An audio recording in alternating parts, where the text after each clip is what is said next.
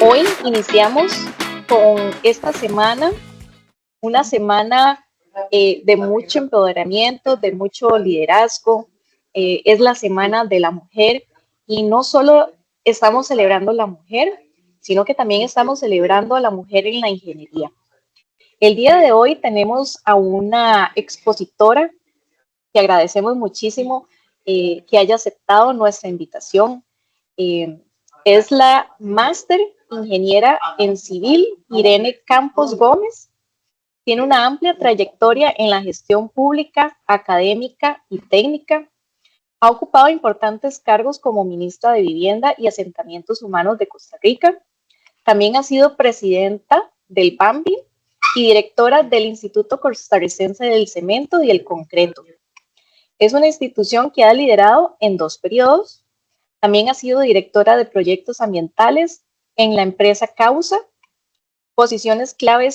también ha tenido posiciones claves en el ICE, ha sido presidenta del CEFIA, en el Colegio de Ingenieros Civiles y también de la UPADI.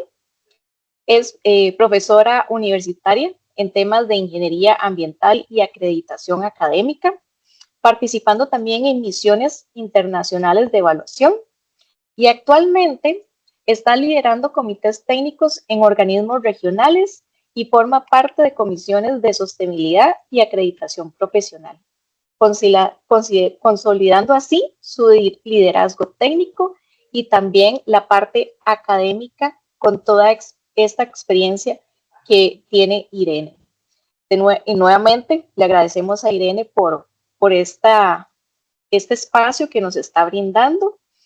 Y bueno, no sé si tienes algún saludo para los chicos. Claro. Claro. Primero que todo, muchísimas gracias por la invitación, Adriana. Muchísimas gracias a la Universidad Isaac Newton por invitarme a conversar con ustedes, con las chicas y con los chicos, sobre un tema tan interesante que es el ejercicio de la profesión, la ética, la coherencia, el liderazgo, mucho desde la perspectiva del liderazgo femenino, pero podemos conversar de que esas características del liderazgo femenino realmente son ahora las características que se exigen para cualquier líder.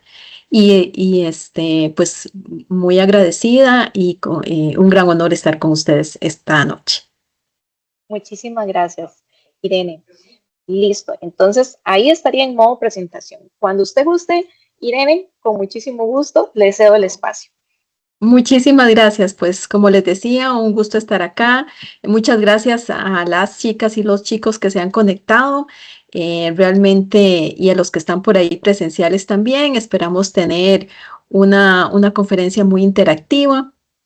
La universidad me pidió que les hablara un poco de este concepto, inspirar desde el ejemplo, cómo las acciones y la coherencia profesional generan impacto en las nuevas generaciones. Entonces, iniciaría diciendo que el liderazgo, ¿verdad? Es algo que no, digamos, el concepto de liderazgo no es únicamente de una persona que eventualmente, no lo ejerce únicamente una persona que eventualmente pueda tener un puesto de mando. Todo lo contrario, ser líder muchas veces lo que significa más bien es servir. Ser líder es servir y uno sirve desde cualquier posición en la vida, ¿verdad? Uno es líder en su casa, uno es líder en la comunidad, uno es líder con los compañeros o con las compañeras en la universidad, uno es líder en el ejercicio de la profesión y eventualmente ese liderazgo en el ejercicio de la profesión tiene muchos matices. Uno de los matices puede ser un liderazgo técnico y ese liderazgo técnico conlleva entonces conocimientos específicamente en un tema. Nosotros en nuestra vida, en nuestro trabajo, inspiramos. ¿Cómo inspiramos? A través de nuestras acciones y de nuestro trabajo. Yo quisiera decirles que todo el hilo conductor de esta conferencia tiene que ver con esa coherencia que debemos de tener entre lo que hacemos y lo que decimos y que esa coherencia se va a traducir en un ejercicio de la profesión con liderazgo y además de eso vamos a inspirar a los demás. Entonces, inspirar, liderar no requieren necesariamente de tener un puesto específico, sino que lo hacemos todos los días con nuestras acciones. Y muy particularmente en el liderazgo femenino, para irlo introduciendo, las mujeres tenemos un estilo de liderazgo diferente. Las mujeres somos más conciliadoras, más conversadoras, tenemos en algunos casos inclusive mucha mayor empatía. No quiere decir que sea ese liderazgo mejor o no del liderazgo masculino, pero es diferente. En términos generales, todas las mujeres y los hombres, en términos generales, hemos estado acostumbrados a un liderazgo más masculino, un liderazgo más que nos indican qué hacer, cómo hacer, ¿verdad? Un liderazgo más fuerte, si se quiere. Y eso hace que muchas veces, tanto las mujeres como los hombres, esto no es exclusivamente de un género, esperamos que el líder sea así, pero no. El líder es una persona que sirve, o sea, es el servicio, es lo que define a un líder, y esas acciones de servicio coherentes con lo que hace es lo que va a inspirar a los demás. A veces pasamos la lámina, Adriana. Muchas gracias. La coherencia precisamente que les decía entre lo que hacemos, lo que decimos, lo que defendemos, es la forma más profunda de liderazgo, y este concepto de que el ejemplo es un lenguaje silencioso. Entonces, va a ser el ejemplo, va a ser el ejemplo, la palabra que vamos a transmitir a los demás. Y aquí, ¿verdad? Podemos ir ya introduciendo esa coherencia en el ejercicio de la profesión. El ejercicio de la profesión y la coherencia en el liderazgo se vive todos los días. No es un tema exclusivamente de un momento. Es en cada decisión que nosotros como personas realizamos, y más si lo hacemos en función del ejercicio profesional. Decisiones asociadas a qué tipo de materiales voy a utilizar y, por ejemplo, qué normativa debo utilizar y cómo le debo explicar al cliente. En mi caso soy ingeniera civil. Entonces lo asociaría más a esto, pero no es exclusivamente un tema de la ingeniería civil. Realmente todas las ingenierías tenemos normas que cumplir. Y entonces empiezan a ver esas cosas de que será necesario aplicar esta norma. ¿Será que le puedo decir al cliente que nos brinquemos esta condición específica? ¿O será que el cliente más bien me lo pide y me dice, es que si aplicamos esto en particular va a encarecer la obra?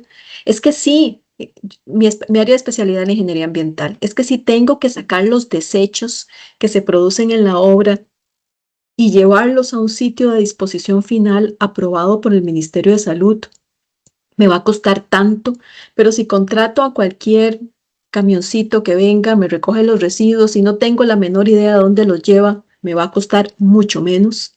Ahí empiezan los conceptos de la coherencia entre lo que hacemos, lo que decimos, lo que defendemos y el liderazgo. Si realmente, por ejemplo, en mi caso, yo inclusive doy cursos de ingeniería ambiental, lo coherente sería que si yo estoy en una obra, obligue al constructor, ¿verdad? La empresa constructora o el constructor, a cumplir con los reglamentos asociados al manejo de residuos sólidos. Hay un reglamento asociado a los residuos sólidos en las construcciones. Un reglamento que es sumamente específico de cómo se deben manejar los residuos sólidos en una construcción, por ejemplo. Pero nadie me está vigilando para que así sea. Yo no tengo un policía a la par mía vigilándome para que esos residuos sólidos sean manejados de la forma en como el reglamento lo establece, que por cierto, no es difícil, pero tiene un costo asociado, porque por ejemplo tengo que separar los residuos y ya con solo eso necesito una persona en la obra que se dedique a separar residuos, que además los acumule en sitios diferentes, que los mantenga limpios y eventualmente que esos residuos que sean valorizables, poderlos llevar a centros de gestión específicamente. Entonces, cumplir con ese reglamento me implica coherencia y me implica entonces que en ese ejercicio de la profesión la decisión que tomo es cumplir, aunque le va a salir más caro eventualmente al cliente. Y entonces muchas veces el cliente nos dice, no, no, no, no, pero ¿quién se va a estar dando cuenta? Lo mismo podría decir un médico cuando está en medio de una cirugía, pero ¿quién se va a estar dando cuenta? ¿Verdad? Entonces, realmente es un principio ético y coherencia profesional. Y ¿verdad? Ese ejercicio coherente y ético lo tenemos que ejercer todos los días en cualquier momento. Pasamos, Adriana. Gracias.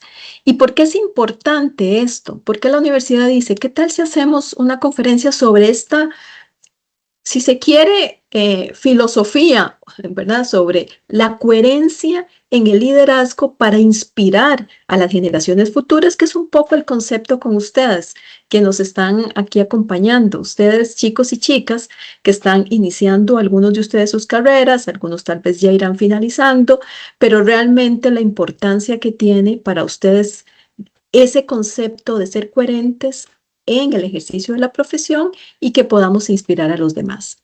Bueno, en primer lugar, estamos saturados de información, ¿verdad? Y esa saturación de información nos obliga a buscar autenticidad, ¿verdad? ¿Qué es lo real? ¿Cuáles son realmente las normas reales? ¿Cuáles son realmente las noticias reales? ¿Verdad? Entonces estamos saturados de información y necesitamos entonces filtrar mucho mejor. Tenemos una crisis de confianza en las instituciones y en los liderazgos tradicionales. Eso es así, ¿verdad? Se manifiesta de muchas formas y si uno habla de democracia podría ampliar mucho más, pero reduciéndolo a un concepto más de nuestro ejercicio profesional, el profesional en ingeniería, ¿verdad? Desde la perspectiva es el que dirige la obra o diseña en este caso, la obra también, la edificación, el puente, la carretera. Entonces, lo que ese profesional hace, ¿verdad? Nosotros le tenemos que imprimir confianza a nuestro cliente de que está bien hecho, que está cumpliendo con la normativa, que es seguro, que es ambientalmente cumple con todos los conceptos y sobre todo también pues que se evalúe y que económicamente es viable.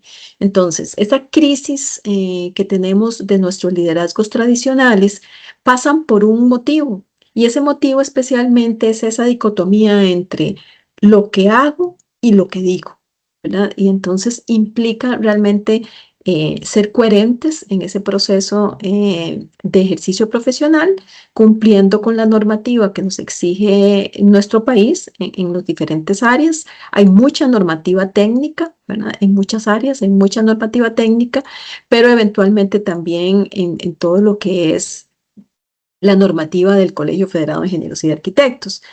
Y otro punto importante es que desde la perspectiva del aprendizaje, la mejor forma de aprender es a través del ejemplo, de lo que se llama el mejor modelo conductual. Entonces, cuando uno enseña a otro, ya pasando, digamos, al ejercicio de la enseñanza, lo mejor, o sea, la forma más no diría correcta, pero más asertiva y la cual tiene mejor éxito, mayor éxito, es aquella en la que se da con el ejemplo. Eh, eh, de forma muy pues tradicional uno dice, bueno, hagamos ejemplos para poder entender este problema en particular. Pues es conceptualmente lo mismo, para que realmente a través de ese ejemplo podamos entonces tener, ¿verdad? Enseñar a los demás y por lo tanto influir a las futuras generaciones. Inspirar con el ejemplo es escuchar a todos, alinear valores, decisiones y comportamientos. Cuando estamos en el ejercicio de la profesión, debemos escuchar a todos y a todos es incluyendo al cliente. Hay nuevas tendencias de diseño en este momento, por ejemplo, en el diseño de carreteras, en donde no basta con hacer el diseño geométrico y el diseño de pavimentos desde el punto de vista de la ingeniería civil, que van a ser mis ejemplos, sino también que tengo que escuchar al cliente, que son las comunidades que eventualmente habitan en ese corredor donde va a estar la carretera, ¿verdad? Y eventualmente también a los usuarios. Y sobre todo importante, escuchar a las comunidades que habitan en esos corredores en donde va a haber una carretera y escuchar de forma indirecta a través de los expertos a las especies, animales y vegetales que van a estar en ese corredor. porque no basta únicamente con escuchar a los seres humanos, que muchas veces inclusive nos cuesta escucharlos, sino también a todas a ese ecosistema que va a estar presente en un corredor en particular. Esta nueva tendencia de diseño, lo que dice, y hay guías de diseño muy específicamente para carreteras, es que independientemente de la definición de la mejor ruta que eventualmente uno la puede diseñar, ¿verdad? Desde la perspectiva del diseño vial, a través de diferentes sistemas informáticos y conociendo la topografía, el tránsito promedio diario, etcétera, pero ahí puedo definir la mejor ruta, pero puede ser que esa mejor ruta necesite cambios, porque el efecto barrera que produce una carretera es mucho, sobre todo dependiendo de la velocidad de esa vía, que tiene que ver con el ancho, que tiene que ver con si es una autopista, si es un camino comunal, etcétera, ¿verdad? Tiene que ver con el ancho, con la velocidad. Entre, digamos, más rápida sea la vía, desde el punto de vista de la velocidad, mayor efecto barrera crea. Y ese efecto barrera tiene consecuencias sociales importantes que podrían resultar también en consecuencias socioeconómicas importantes, asociadas, por ejemplo, a servicios o productos, agricultura u otros que se puedan ver afectados por el efecto barrera. También beneficiados, ¿verdad? Hay de los dos, también hay beneficios asociados a una carretera en particular. Y puede ser que por una zona específica por donde esté pasando una carretera, a pesar de que se quiere que sea una autopista, definitivamente tengo que bajarle la velocidad a los vehículos que pasan por ahí. Lo tengo que hacer. ¿Por qué? Porque es una zona, por ejemplo, o cambio la ruta o le bajo la velocidad.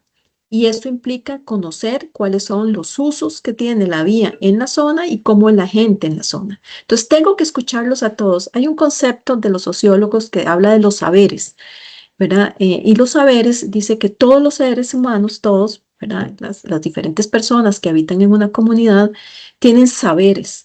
Y esos saberes a veces, especialmente si son personas de baja escolaridad, tendemos a, digamos que tal vez la palabra un poco fea es menospreciarlos, porque somos nosotros los que sabemos de la técnica del diseño, pero esa técnica del diseño nos obliga a escuchar esos saberes.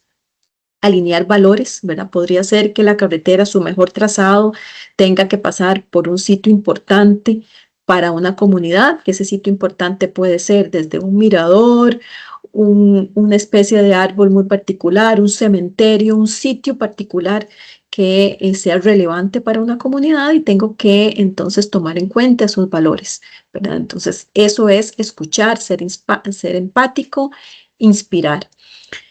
Ese liderazgo empático, ¿verdad? De escucha, ¿verdad? De reconocer los errores eventualmente, de aprender de esos errores y de retroalimentarnos todos en ese proceso, ¿verdad? Entonces, ese liderazgo implica más un servicio, más un escuchar a los demás y eventualmente entonces tener a través de esa escucha, retroalimentar las decisiones que vaya a tomar. Ser transparentes siempre en los procesos y en los resultados, o sea, ser muy transparentes. Si eventualmente un diseño, una decisión técnica, no hay cambio en esa decisión técnica porque tiene consecuencias en A, B o C, pero de forma muy transparente, explicar a las comunidades, definirle a las comunidades, eventualmente si es necesario alguna medida de mitigación, por ejemplo, pero ser muy transparentes en las decisiones, muy transparentes en las decisiones. Y eso, la coherencia no exige perfección, pero exige honestidad, ¿verdad? Entonces, es ese concepto de que debo ser, en principio, ético, escuchar, retroalimentarme, ser empático con las necesidades y las circunstancias y valores de todos los demás. Podemos pasar. Muchas gracias. Entonces, con el ejemplo implica decisiones éticas sostenidas. Les decía que eventualmente esas decisiones éticas no son de un momento, son de todos los días. Y de todos los días en el ejercicio de la profesión y de todos los días en nuestra vida personal. Todos los días tenemos que tomar la decisión de dónde botamos un residuo que estamos produciendo, si lo botamos en media calle o buscamos un basurero.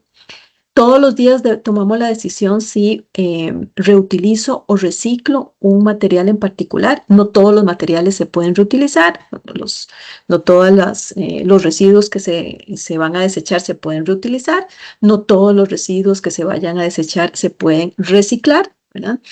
Cada uno tiene sus características, eventualmente podría o no, pero es una decisión de todos los días y con cada uno de los materiales o desechos al que yo me enfrento todos los días. Esas decisiones éticas tienen que ser sostenidas. Comentaba Adriana, en parte de mi currículum, pues he tenido la oportunidad de ejercer cargos públicos y es ahí, por ejemplo, en los cargos públicos en donde uno más diariamente, pero casi que minuto a minuto, tiene decisiones éticas sostenidas. Y es también en ese ejercicio público en donde prácticamente diariamente uno tiene que escuchar a los demás. Sí, hay una enseñanza que me dejó mi paso por la administración pública, fue uno escucharlos a todos, porque siempre hay diferentes actores de diferentes sectores que tienen que opinar sobre la política pública, bueno, esa política pública que uno quiere impulsar eventualmente porque uno considera que es el camino apropiado, ¿verdad? Éticamente, técnicamente es el camino apropiado y uno quiere impulsar una política pública en particular, pero esas políticas públicas siempre tienen cambios en cómo hago la sociedad, los ingenieros, las ingenieras, los desarrolladores, los empresarios hacen las cosas y por lo tanto pueden haber resistencias, pero también pueden haber retroalimentaciones muy específicas y muy reales e inclusive bastante válidas sobre efectos que puede tener una política pública en particular y por eso es importante siempre escuchar, pero también tomar decisiones éticas sostenidas y eso lo que significa es siempre, en todo momento. De hecho, nosotros todos en todo momento estamos tomando decisiones éticas. Gestión emocional en contextos de presión. Cuando estamos de líderes, ¿verdad? Cuando ejercemos el liderazgo, que se ejerce desde cualquier posición, independientemente si se tiene posición de mando o no, ¿verdad? Que es lo que les decía al principio, el liderazgo realmente se lleva y se aprende mucho de técnicas de liderazgo. Uno tiene que saber manejar la presión. Y también en ese contexto del ejercicio de la profesión desde la perspectiva pública se tiene mucha presión.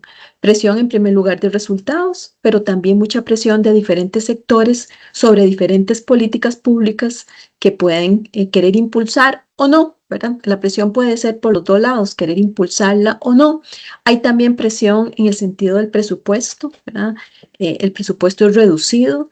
Hay todo un tema alrededor del presupuesto del Estado y por lo tanto también hay presión con relación al uso de ese presupuesto, a los gastos que se pueden dar con ese presupuesto, a las obras que se pueden hacer con ese presupuesto. Hay que tomar decisiones en función de un recurso limitado, que es en este momento todo lo que tiene que ver con la infraestructura, por ejemplo.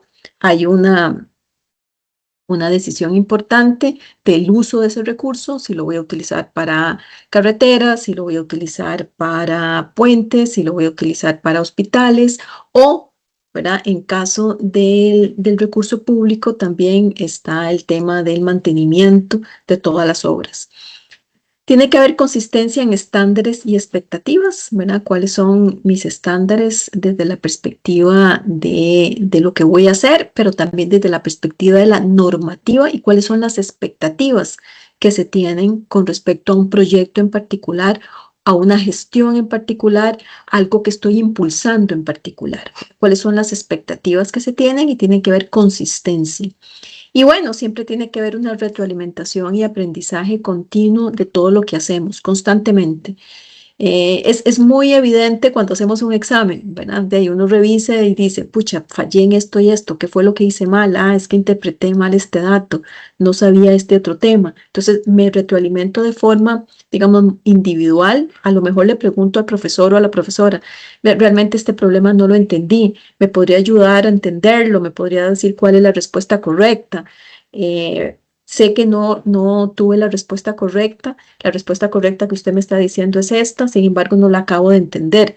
Quisiera retroalimentarme para ver porque realmente no acabo de entender la respuesta, ¿verdad? Eso es una buena práctica que deberían de tener siempre en los estudiantes en lo que tiene que ver con la retroalimentación de exámenes, por ejemplo, de proyectos, de trabajos que se tengan que presentar. Pero no, es eso que es tan evidente, porque es un tema muy particular en la academia, es válido para cualquier momento del ejercicio de la profesión.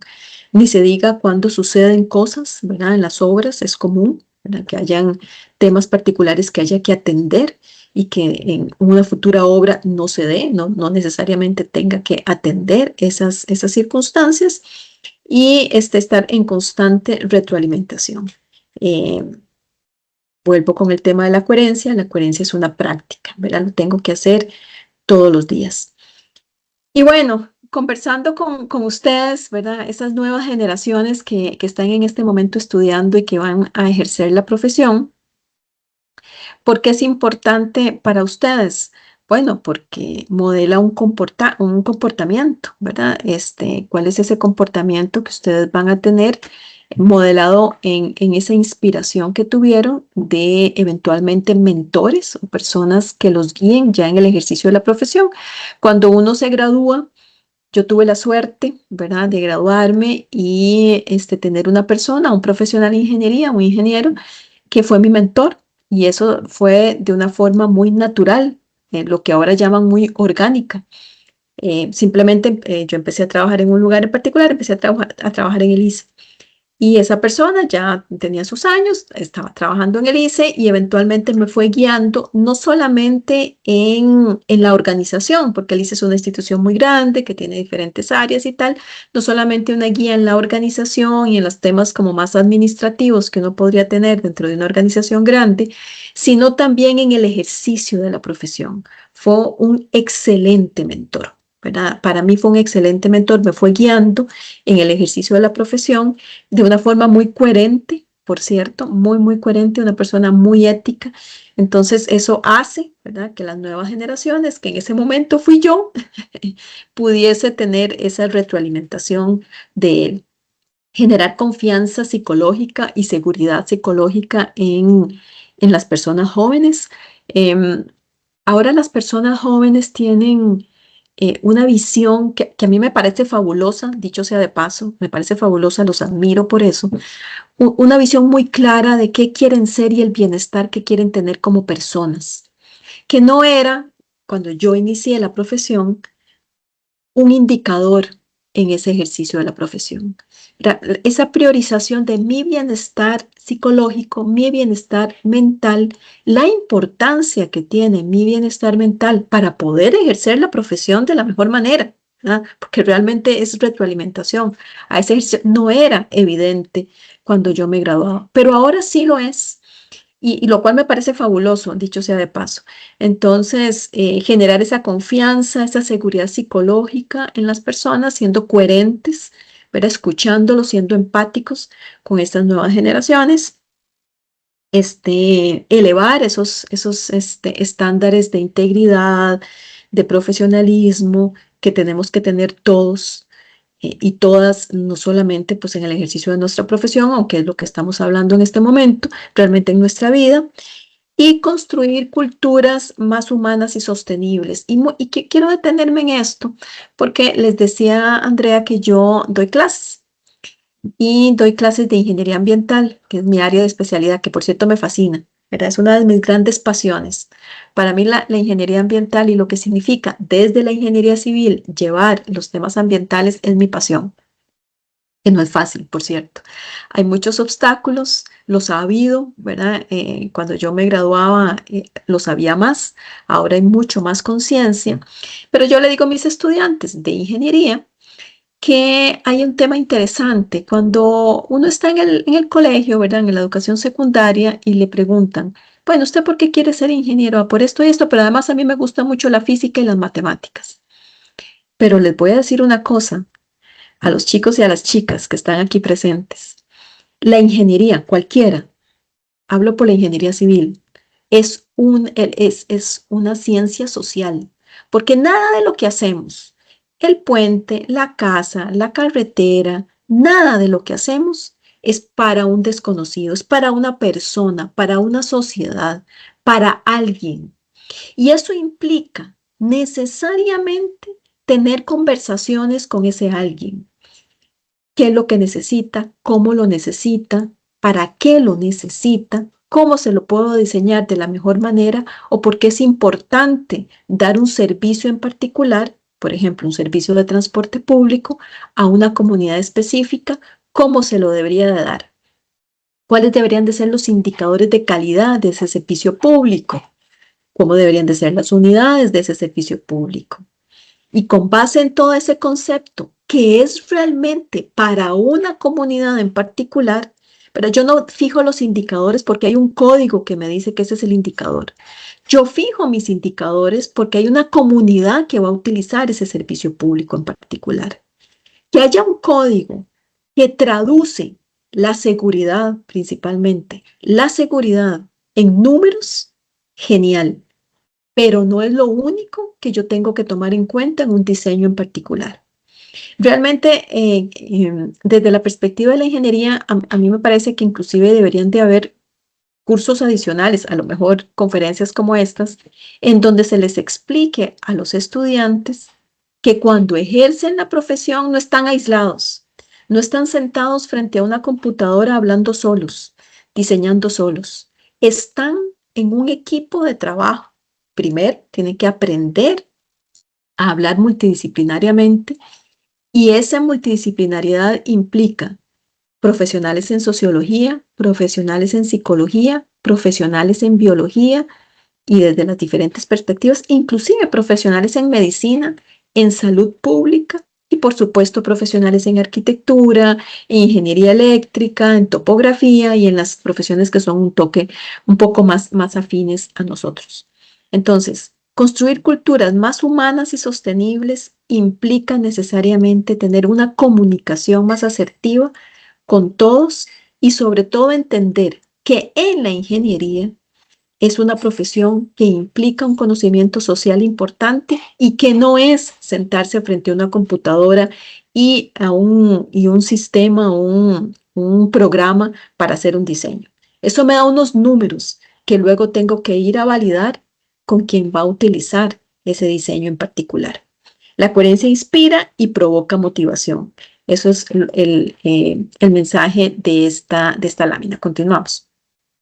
Y bueno, decía Adriana que hay todo un tema, Andrea, que hay todo un tema de esta semana en particular, que ustedes en la universidad están celebrando la conmemoración del 8M, ¿verdad? Que es esa conmemoración en donde conmemoramos eh, a la mujer desde la perspectiva de su impulso en la sociedad, lo que hace, lo que todavía nos hace falta, ¿verdad? Y el liderazgo femenino ha aportado mucho en todo ese proceso.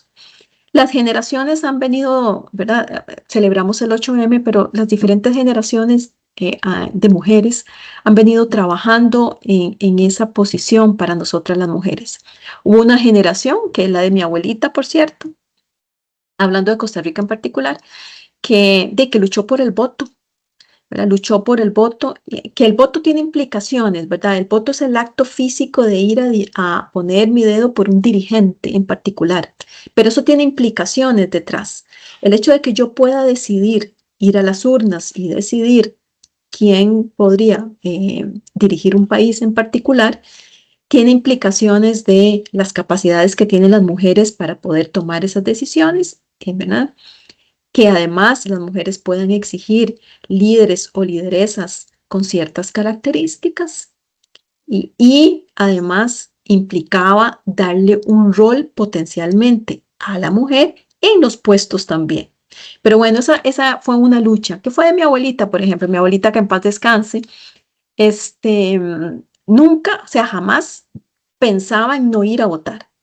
No había circunstancia, razón que le impidiera ir cada 4 años a votar, porque había sido un logro de su generación.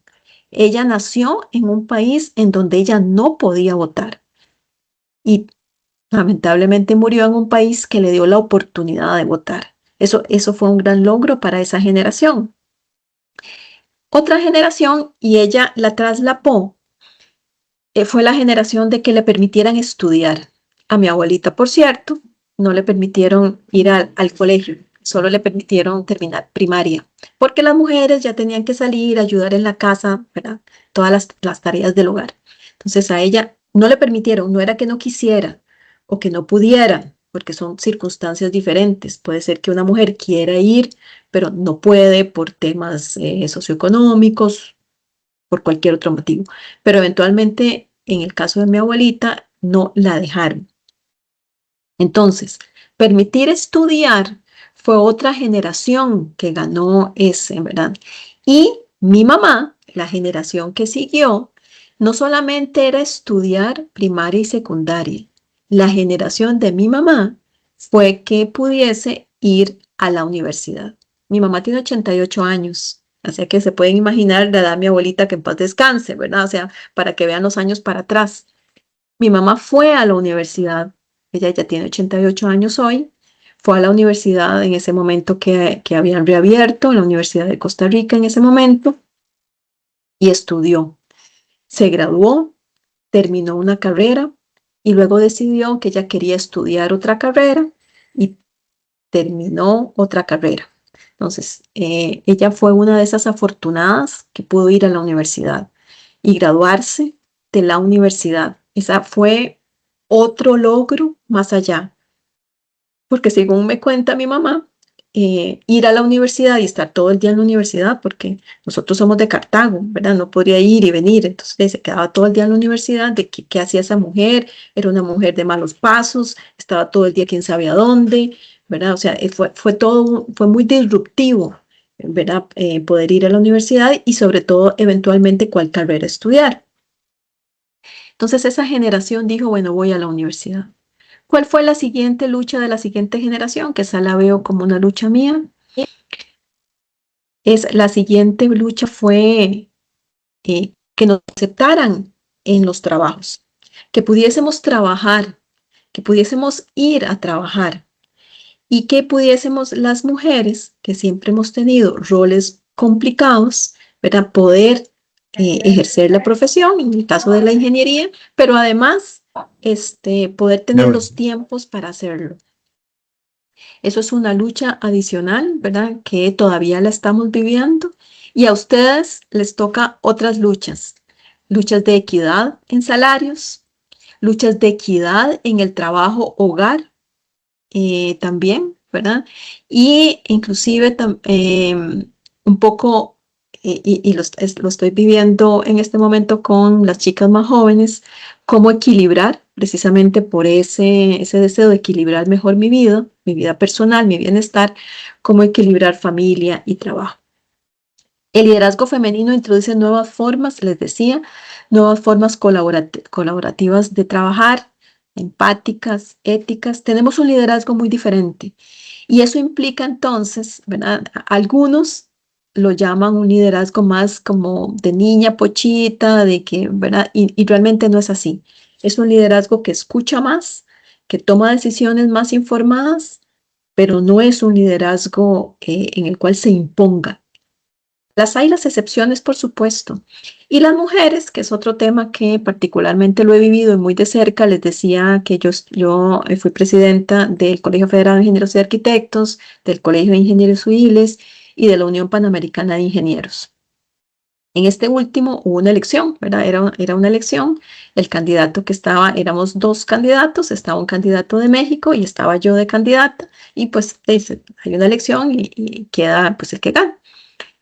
Y fue una elección muy enriquecedora desde el punto de vista del liderazgo femenino, porque en esa elección, ¿verdad? Fue evidente, porque Costa Rica tiene una posición dentro de todo este tema de género, pero hay otros países que tienen diferentes posiciones, pues fue muy evidente, y más en la profesión de la ingeniería, en las profesiones de la ingeniería, ¿verdad? Ese miedo, ese no estar seguro, no tener claridad si una mujer podía ejercer un liderazgo adecuado en una organización panamericana de la ingeniería y qué tipo de liderazgo iba a tener en esa organización panamericana. Finalmente, pues fui favorecida, gané, pero les voy a ser totalmente sincera. Cuando ejercí ese liderazgo, lo ejercí siendo inconsciente, pero hoy lo soy, de una forma más masculinizada. Y definitivamente hoy que estoy mucho más clara de estos temas, sé que lo hice. Y para que ustedes tengan un concepto, ese es el liderazgo más Margaret Thatcher, ¿verdad? Un liderazgo más fuerte, más, usted verá, un liderazgo de menos conversación y mucho más dirigido. Ese fue el liderazgo que ejercí. Posiblemente las circunstancias me obligaron, no lo sé. Las circunstancias en el sentido que les decía, ¿verdad? Las condiciones sobre género son muy diferentes en América Latina y se requería un liderazgo más masculinizado, pero eso no está bien. Eso no está bien y no debe de ser. Nosotros las mujeres no debemos cambiar nuestra forma de liderazgo para ser reconocidas como líderes. Eso se lo digo a las chicas que están aquí presentes. Yo hoy soy consciente de eso, trato de evitarlo. Siempre que soy consciente lo trato de evitar porque de forma inconsciente me muevo hacia ese estilo. ¿Por qué? Pues porque es el estilo que yo conozco de liderazgo, el que ejercieron sobre mí y el que yo conozco y el que replico. ¿Verdad? Entonces, eventualmente eso es un tema muy importante que tenemos que ser conscientes y sobre todo ser conscientes que nuestro estilo de liderazgo es hoy el más reconocido porque es ético, es colaborativo y es empático.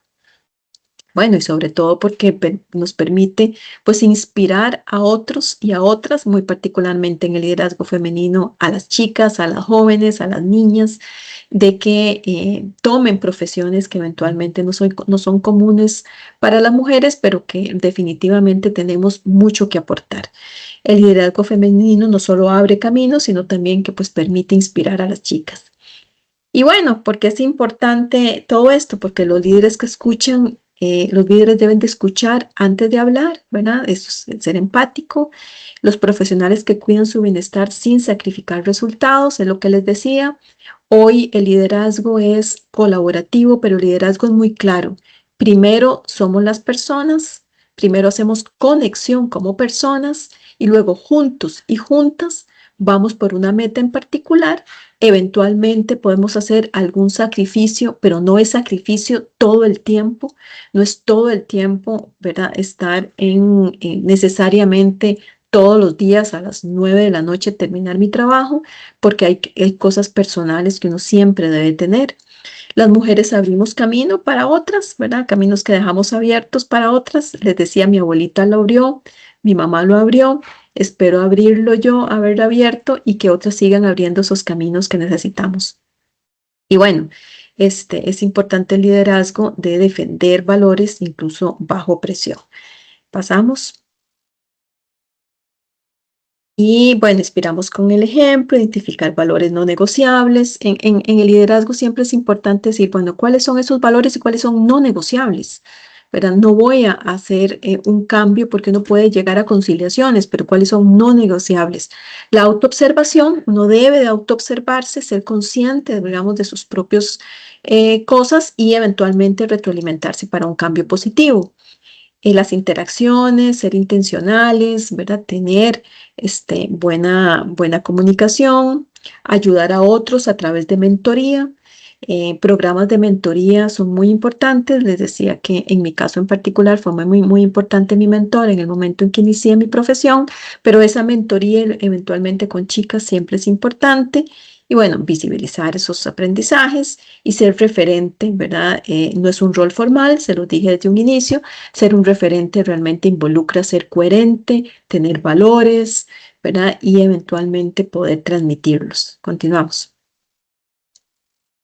La coherencia es un legado, ¿verdad? Creo que es importante, es un legado silencioso, porque realmente ser coherente es ejercer, decir hacer lo que digo, ¿verdad? Y eso es un lenguaje silencioso que permite entonces tener liderazgos más seguros y liderazgos más empáticos. Y siempre somos referente de alguien, incluso sin saberlo, ¿verdad? La pregunta muchas veces es, en esta historia que queremos formar nosotros, ¿qué queremos que cuenten de cómo somos nosotros, ¿verdad? Por ahí oí en algún momento a un orador, por cierto es español, que decía que uno recuerda a las personas por lo que son. No son palabras mías, son de esta persona que decía que uno no recuerda a la persona como se vestía o si tenía tales bienes materiales, sino recuerda a las personas por lo que son, por cómo se comportaron conmigo en un momento en particular, por lo que eventualmente me enseñaron, ¿verdad? Entonces, todos en todo momento somos referentes de otros y la pregunta es, ¿qué quieren que cuenten de mí? ¿Cuál es la historia que cuenten de mí? Creo que vamos terminando, me queda una, por ejemplo. ¿Queda una? No, ahí terminamos. Entonces, pues eso es lo que les quería contar hoy a ustedes, pero estoy totalmente abierta a consultas, preguntas, comentarios que nos quieran hacer. Y si alguno o alguna tiene alguna pregunta o algo que ustedes quisieran expresarle a Irene, pues entonces pueden levantar la manita y pueden participar. Que si no, yo aquí tengo algunas preguntas anotadas. Adelante. Ok. Bueno, vos estuviste hablando justamente de muchos temas importantes, como es el rol del liderazgo en la mujer, cómo es balancear justamente también la parte personal. Y creo que esto es para todos. Eh, a veces liderar, las personas tienen una idea de que el liderazgo también significa microgestionar, ¿verdad? Y esa parte que tú decías que eh, también está esta parte del liderazgo masculinizado, que creo que es lo primero que nosotros aprendimos, o que nosotros aprendimos, ¿verdad? Que tiene que ser un rol fuerte, que tiene que ser un rol muy autoritario, que las decisiones solo pueden salir desde esta posición. Y bueno, creo que el rol de la mujer ha impactado muchísimo en esa parte de la colaboración. Entonces, quería preguntarte justamente, ya que vos tienes mucha experiencia, ¿cómo ha cambiado ese rol de la mujer durante todos estos años como ingeniera que has trabajado tal vez en diferentes lugares? ¿Cómo ha cambiado ese rol? Y adicional, ¿verdad? Siempre tenemos este deseo de ser aceptadas, ¿verdad? Pero ¿cómo lo hacemos sin perder nuestra esencia? Ujú. Súper, súper interesante. Ha cambiado bastante el rol. En primer lugar, hay mucha mayor confianza de los empleadores en la mujer en la ingeniería. Por decirte un ejemplo, hace tal vez 20 años, había muy pocas mujeres dirigiendo obras en construcción, muy pocas. Ahora hay muchos más y no solamente dirigiendo obras, ahora inclusive hay manejando maquinaria de obreras. Y recuerdo en una ocasión donde un dueño de empresa me decía, no, no, no, no, yo no voy a contratar mujeres porque tengo que ponerles baños aparte y eso cuesta más. Para decirles un ejemplo, ¿verdad? Y ni se diga cuando íbamos de gira a las mujeres, ¿verdad? El tema inclusive de que somos diferentes. Entonces sí ha cambiado. Número uno, hay mucha mayor confianza de los empleadores en las mujeres. Y esa confianza se traduce en que pues, nos dan roles más importantes en el ejercicio de las diferentes profesiones, en las posiciones que eventualmente podemos ejercer, desde liderazgo precisamente en obra, liderazgo en diseño. Y ese liderazgo, ¿verdad? Decías algo que es las microgestión, ¿verdad? Las microgestionar. El ingeniero o la ingeniera tiene la característica de que a nosotros en nuestra formación nos enseñan temas muy operativos. El diseño, ¿verdad? El diseño es muy operativo, es algo pequeño. El liderazgo, cuando uno empieza ya en posiciones de liderazgo, es más estratégico. Y ahí también, ¿verdad? Uno tiene que aprender a que cuando necesita tener un liderazgo más de microgestión, a veces lo necesita. Si uno está en una obra, como líder en la obra, necesita hacer microgestión. Es más, se espera un liderazgo de microgestión, sin olvidar el liderazgo estratégico de por qué estoy haciendo esta microgestión, para qué necesito estos datos específicamente, por qué tengo que llevar estas contabilidades de materiales de esta forma, por qué, porque esto tiene todo un eje transversal en un punto mucho más estratégico que tiene que ver con los tiempos de la obra, con los materiales de la obra, con los costos de la obra, pero tiene otra visión. Entonces no debemos olvidar esa visión más estratégica, eso independientemente de mujer u hombre. Ese rol ha cambiado, hay mucha mayor confianza en nosotras. Nosotras como mujeres somos más en las diferentes ingenierías, entonces podemos, digamos, aportar mucho más desde nuestra perspectiva. Y ha cambiado también porque las nuevas generaciones, y lo dirán los chicos que están aquí presentes, también tienen una visión diferente de ese rol de géneros, que por cierto, no solamente ha sido, no sé si la palabra injusto es la correcta, pero no solamente ha sido injusto con las mujeres desde la perspectiva de lo que podemos o no podemos hacer, sino también con los hombres. Los hombres se han perdido la oportunidad de tener emociones, de llorar, de poder estar con sus hijos o con sus hijas en momentos clave que después, cuando ya son adultos, dicen, pucha, no viví esos momentos con mis hijos o con mis hijas, me los perdí y les duele, ¿verdad? Y les duele también en su personalidad, en cómo ellos reaccionan. Ha sido injusto por ambos, pero los chicos y las chicas ahora son mucho más conscientes de eso. Entonces, al ser mucho más conscientes, comparten más los roles. Eso le permite a la mujer que ejerce la ingeniería poder también desenvolverse mucho más en esos roles. Entonces, sí creo que ha cambiado. No está todavía equiparado, todavía somos menos. No sé ustedes en la Universidad de Isaac Newton cuántas mujeres son profesoras. No sé si dominan unas u otras en alguna carrera de ingeniería, no lo sé, pero empieza por ahí. ¿Cuántas mujeres? Porque cuando uno enseña ingeniería, la enseña muy diferente. Y eso también me he dado cuenta, ¿verdad? Porque la enseñamos muy diferente, porque somos diferentes. Entonces la enseñamos diferente y les damos énfasis en conceptos diferentes. Y eso también tiene que ver en la formación, ¿verdad? Entonces, pero ahora hay más. Al menos yo doy clases en la Universidad de Costa Rica y somos bastantes más de las que éramos hace algunos años. Ya han ido incorporándose también mucho más mujeres en la academia y eso pues hace también una diferencia. Me preguntabas cómo ha cambiado el rol y me preguntabas algo adicional. Sí, era lo de la microgestión y cómo no olvidar también nuestro bienestar personal, que también ya lo Ajá. mencionaste, ¿verdad? Que también afecta pues a los hombres y cómo, ¿verdad? Ser aceptadas sin olvidar también nuestra esencia, que también ya lo abordaste. Sí. Ujú. Para eso yo le sugiero a las chicas, pero también a los hombres, no es un tema específicamente de mujeres. Hay un concepto que se llama la marca personal. La marca personal implica que uno se autoevalúa y dice, bueno, ¿cómo quiero ser?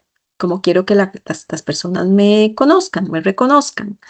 ¿Verdad? Entonces es lo que se denomina la marca personal y particularmente en las mujeres, ¿verdad? Algo que se refuerza mucho a nosotras es ser auténticas en esa marca personal, que es lo que estás comentando, o sea, es mantenerme en mi esencia, ser auténtica, pero para eso se necesita ser consciente, ¿verdad? Ser consciente de qué quiero, cómo lo quiero y en mi autenticidad. Eso no quiere decir que en algún momento que uno necesita, pues tener digamos, un rol diferente porque está dando una conferencia, entonces pues te tiene que tener algunas características diferentes, pues lo hace, pero manteniendo esa esencia que eventualmente tenemos las mujeres y siendo consciente, te decía que yo lo perdí, o sea, con toda sinceridad, y lo he venido retomando a través de ser consciente de cuál es mi esencia y cuál es mi marca personal. Tenemos ahí la participación de Rectoría, doña Laura. Le cedo la palabra. Vamos a prender aquí un momentito la cámara. Muchas Mucho gusto, doña gracias. Laura. Muchas gracias, Andrea, de verdad, por este maravilloso espacio. Así también la presencia de doña Irene Campos. El día de hoy la universidad se viste de un gran color con su presencia y así con este tema que usted el día de hoy nos aborda, iniciando esta Semana de la Mujer Ingeniera. Quería agradecerle, generar este espacio, este acercamiento y prender mi cámara porque tenía varias preguntas, pero sé que el tiempo también es un poquitito reducido y yo quiero que usted nos brinde este consejo a nosotras, mujeres que estamos encabezando diferentes áreas de la universidad, encabezando roles directivos. ¿Qué puede inspirarnos? ¿Cuáles herramientas pueden inspirarnos no solamente en ese manejo del recurso y ese acompañamiento del recurso que el día de hoy nos acompaña, sino que también nos oriente a una debida dirección? ¿Cuáles podrían ser esos factores, esas herramientas que podemos tener a primera mano, doña Irene, para poder inspirarnos de manera diaria? Bueno, primero que todo, muchísimas gracias, doña Laura, por invitarme a estar con ustedes esta noche. Realmente agradezco mucho sus palabras. La inspiración es muy personal, ¿verdad? Y la inspiración nace con la motivación. Entonces, a las mujeres, ¿qué nos inspira? Usualmente a las mujeres nos inspira hacer algo por los demás. Y es usual, ¿verdad? O sea, no, es como ese sentido humanista que tenemos nos inspira. ¿Qué debemos de considerar en esa inspiración para ser líderes? Uno, ser auténticas, ¿verdad? Y esa autenticidad se maneja a través de técnicas muy específicamente, dentro de ellas es la marca personal. Otra es tener una buena comunicación y por buena comunicación entendemos no solamente pues ser fluidas en nuestra comunicación, sino ser empáticas en nuestra comunicación. Eso es importante. Un tercero que yo diría que para mí es uno de los más importantes es no perder de vista el liderazgo estratégico, ¿verdad? Siempre estar conscientes de por qué y para qué. Porque muchas veces tenemos un proceso en particular que es un proceso complejo o decimos, no, eso no se puede hacer, pero bueno, veamos la forma en cómo sí se puede hacer, ¿verdad? Y cómo guiamos a nuestros equipos para lograr el cómo sí. Logramos a nuestros equipos motivándoles de por qué eso es importante y usualmente esa importancia viene de la estrategia. ¿Verdad? O sea, ¿por qué esto tan particular como este programa o este cambio que tiene que hacer aquí en esto, para que es muy operativo? ¿Por qué es importante y por qué tenemos que motivar a nuestro equipo a hacerlo? Porque eso viene de una estrategia superior que tiene un propósito superior. Entonces, tener muy claro cuál es ese propósito, tener muy claro cuál es esa estrategia, eso nos guía mucho a motivar a nuestros equipos. Tener siempre conexión con nuestros equipos, diría que también es uno de los temas importantes. Esa conexión inicia siempre por una conexión personal. Y las mujeres tenemos mucha mayor facilidad para esa conexión personal, pero también con una conexión de trabajo, ¿verdad? ¿Por qué es importante tu rol, ¿verdad? En este equipo en particular, cuáles son los diferentes roles que podemos tener dentro de un equipo en particular, por qué esto es importante que lo haga este equipo, cómo se complementan los equipos también, ¿verdad? Hay personas que son mucho más creativas, ¿verdad? Tienen mucha mayor facilidad, más innovadoras, pero les cuesta aterrizar. Hay personas que por el contrario son más sistemáticas, más ordenadas, aterrizan mejor. Entonces, muchas veces unir a estos dos equipos es fascinante porque este tiene las ideas y este los aterriza. Y eso está, ¿verdad? En conocer a nuestros equipos, cómo los conocemos. Nosotras las mujeres tenemos mucha intuición. Entonces podemos eventualmente decir cuáles son las características más personales de uno u otro en nuestro equipo y cómo aprovechando esas características hacemos productos mucho mejores. No exigirle al creativo o innovador que me ponga a hacer contabilidad, ni exigirle a este sistemático, ordenado, que le cuestan mucho los cambios, innovaciones, porque le cuestan mucho los cambios.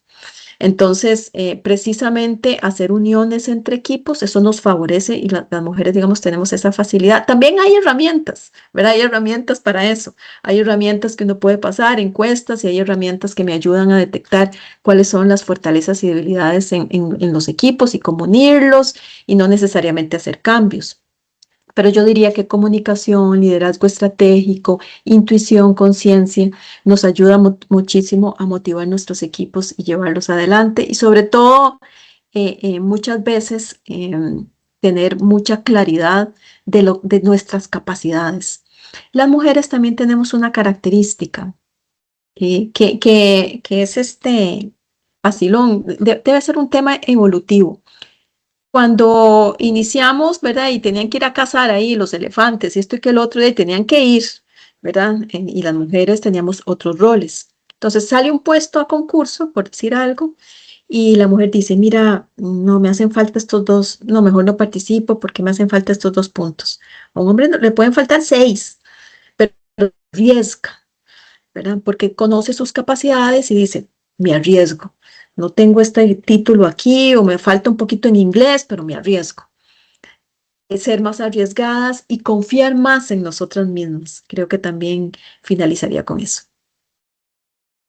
Muchas gracias, doña Irene. De verdad tomo nota de cada una de sus respuestas y las tomo para mi vida, aplicada para mi vida también. En calidad de rectora de la universidad, quiero agradecerle también la presencia de doña Ana Gretel, encargada del área del proceso de acreditación de APIA, del CEPIA, que el día de hoy nos acompaña en este espacio a modo de escucha. Y Gracias, Andrea, Juanita. muchas gracias para el cierre. Muchas gracias a ustedes. Muchas gracias, doña Laura. Muchísimas Buenas gracias noches. a ustedes por la participación. Creo que definitivamente fue muy enriquecedor para todos los que estamos presentes y también sé que va a ser muy enriquecedor justamente para cuando ya logren ver la grabación. Todos los estudiantes y las chicas, y yo sé que también esto va para los chicos, porque al final de cuentas todos tenemos algo que siempre mejorar.